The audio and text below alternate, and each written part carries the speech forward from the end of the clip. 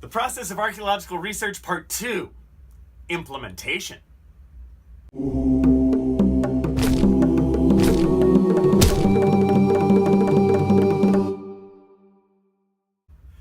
So you finished your research design, and it looks really great, and you're really proud. Well, now you got to do something. Part 2 in this running of an archaeological project is implementation. What's implementation? Implementation is really 3 things. This is where you're going to get your permits, your archaeological permits, because you can't just run out there with a shovel, even if you're a big fat PhD like me. You have to have permits, right? You need your permits. What else are you going to need for an archaeological project? Money. And you're going to need some people to work with you, so your crew, right? So these 3 things. First off, you're going to need a permit. And how you do that is you apply to where you're going to work.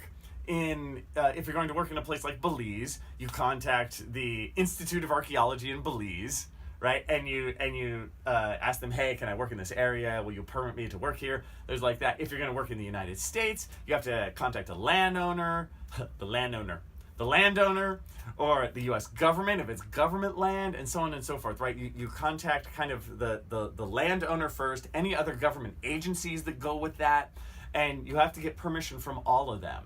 No permit means no project. This has happened to me before. I know how it goes, right? This is serious business. So you get your permit, and then once you have your permit, that's great. Now you need some money. Where do you get money? Do you use your own money? You use somebody else's money.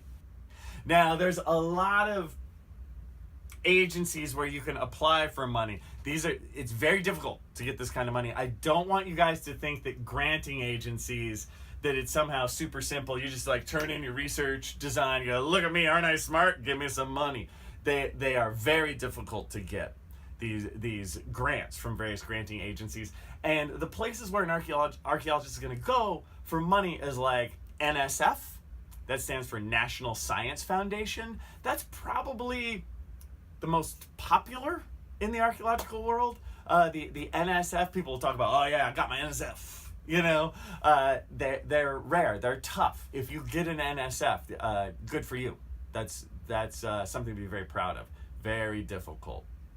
There's also NGS, National Geographic Society, right? You can apply to National Geographic and see if they'll give you money for your project. You might be able to get money from the institution you work at, like the university. You might get money from a museum. You might get money from rich people. Never hurts to ask. And you're like, I'll name a pyramid after you, man.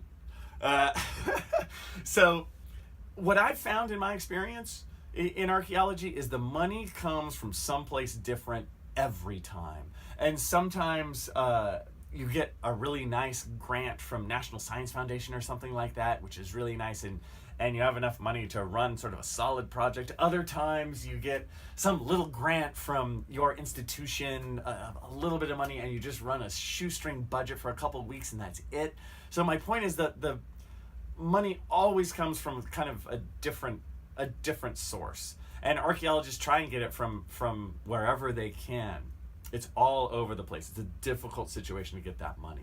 But let's say you got it. So you have your permit, and you have your money, and there's one more thing left: the crew. And I'll talk about them next.